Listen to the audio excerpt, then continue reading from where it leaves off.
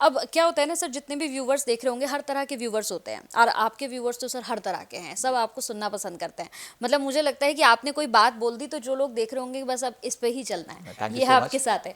लेकिन सर बहुत सारे ऐसे लोग हैं, जैसे अब क्या होता है ना, जैसे कोई अमीर जा रहा है लोन लेने के लिए, या कई बार तो हमारे पास खुद जैसे लोगों के पास फोन आते हैं कि भाई आप लोन लेना चाहते हैं क्या, जी आपको लोन इतने परसेंटेज पे मिल जाएगा। जी। लेकिन वहीं अगर मैं एक दिहाड़ी वाले की बात कर लूँ, एक जो स्कूल में काम कर रही है महिला है, या फिर कोई सब्जी वाला है, उसको अगर लोन लेना हो सर, वो थक जाता है बैंकों के चक्कर काट काट के। मतलब उसको लोन, आप, मुझे लगता है कि बैंक वाले भी मिले जुले ही होते हैं, लोन नहीं मिल पाता उस बेचारे को। ऐसा क्यों होता है? देखिए, हमारे यहाँ ना कहावत है कि घी में घी डलता है। हाँ। तो अंबानी के घर के बाहर तो सारे बैंकर खड़े होते हैं कि हमसे उधार ले लो, जबकि उनको उधार की जरूरत नहीं नहीं है। है।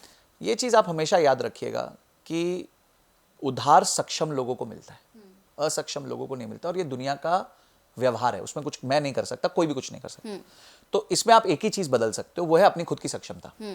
आप अपने आप को इंप्रूव कर सकते हो। अब आपने रेडी वालों की बात करी जो फल फूल बेचते हैं सबके, उनके लिए बैंक्स हैं, एनबीएफसीज हैं, rather small small finance banks हैं जो आजकल उनको मदद कर रहे हैं, पर ब्याज दर बहुत ज़्यादा लेते हैं। बहुत ज़्यादा। करीबन महीने की 2 से 3% तक की ब्याज दर ले लेते हैं। अच्छा। तो अगर एक छोटा व्यापारी जो आज ठेला लगाना चाहता है, ये करना चाहता है, उसको ब्याज पे पैसा मिलने लग गया है। पहले के जो साहूकार थे वो महीने का 30-30% लेते थे, दिन का 1% लेते थे।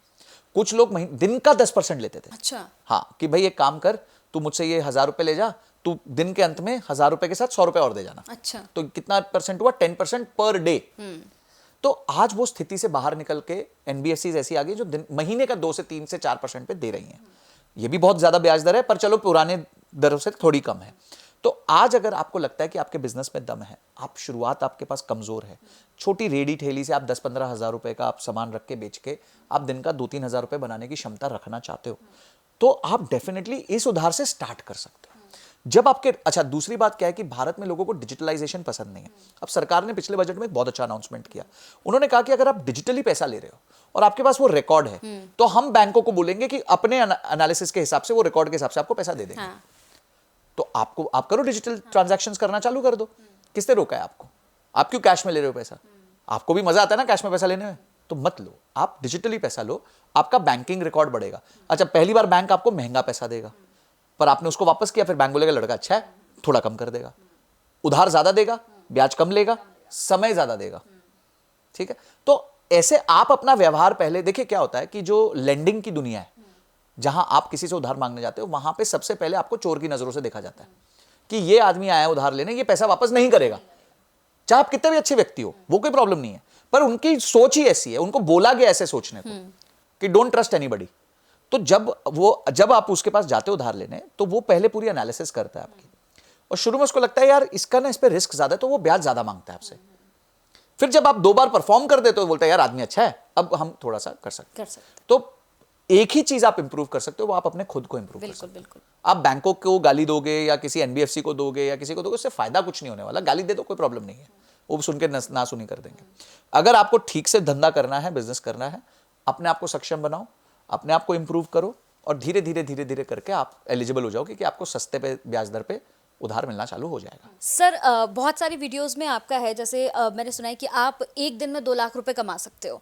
अब जितने लोग इस वीडियो को देखते होंगे आपके, वो सब्जी वाला भी देखता होगा, वो एक बिजनेसमैन भी देखता होगा, हर एक स्टूडेंट जो होगा, जो लाइफ में कुछ करना चाहता है, वो भी देख रहा होगा।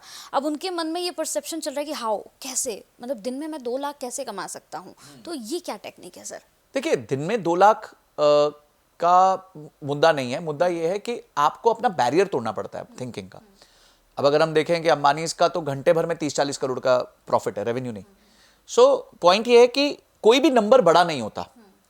ठीक है, आपको पहले अपना ब्रेन ओपन करना पड़ता है। सेकंड, आपको राइट स्किल्स डेवलप करनी पड़ती है कि अगर आपने समझो तय कर लिया कि मुझे दिन का 1 लाख रुपए कमाना है, तो आप कमा सकते हो। ऐसा कोई नहीं है कि नहीं कमा सकते। तो बहुत लोग कमा रहे हैं ना, ऐसा तो है नहीं कि बहुत लोग नहीं कमा रहे। भाई अगर पूरे संसार में कोई ना कमा रहा होता तो मेरी बात फ्रॉड लग सकती थी कि गलत बात है, पर ऐसे बहुत लोग हैं जो दिन का 1 लाख रुपए कमाते हैं। तो उसके लिए फिर आप अपनी स्किल्स बिल्ड करते हो। आप ये सोचो कि यार कोई बटन दबा के मैं 1 लाख रुपए दिन का कमा लूंगा, that is not going to happen. पहले आप अपनी स्किल्स बिल्ड करो। मैंने अभी ट्रेडिंग में क्या कहा, आज मुझे ट्रेडिंग करते हुए 18 साल हो गए। मैं पहले 10-12 साल तक प्रॉफिटेबल नहीं था, पर मैंने मैदान नहीं छोड़ा, लगा रहा, और अब आगे जाके मैं प्रॉफिटेबल हो गया। अगर आप 2 साल में मैदान छोड़ जाते हो तो गलती किसकी है? आपकी। आपकी है।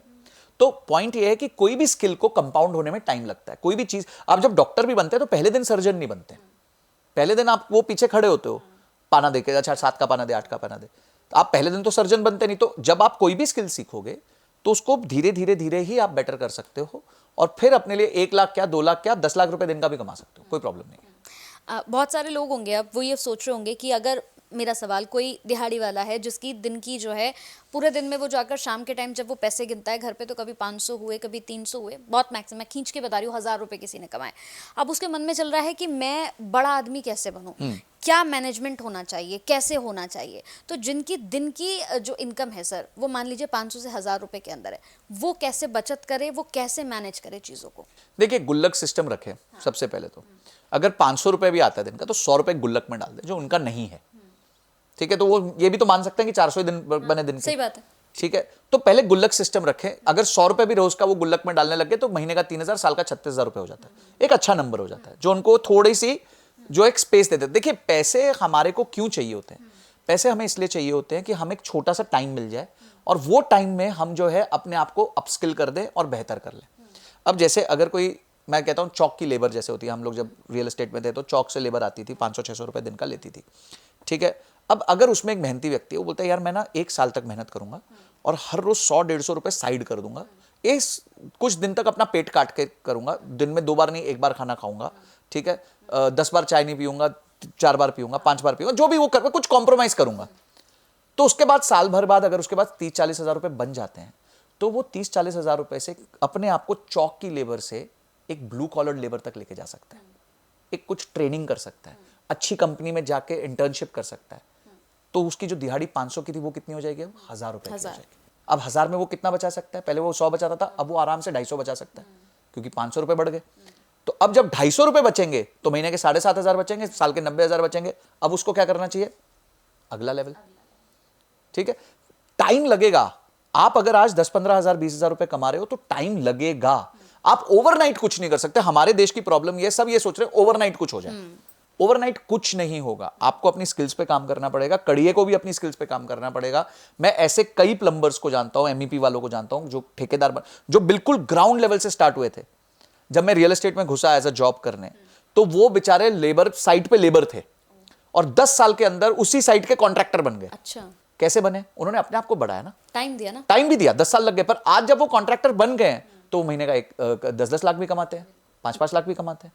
सो पॉइंट ये है कि टाइम दीजिए, टाइम दीजिए, बचत कीजिए, बचत को सही जगह निवेश कीजिए, यहां पे कीजिए, अपनी स्किल्स को बढ़ाइए, स्किल्स बढ़ाइए, फिर अपनी इनकम बढ़ाइए, इनकम बढ़ाइए, ज्यादा बचत कीजिए, फिर से स्किल्स बढ़ाइए। ये इतना बड़ा साइकिल बना दीजिए कि 10 साल के अंदर आप वहां होंगे जहां आप सोच भी नहीं सकते।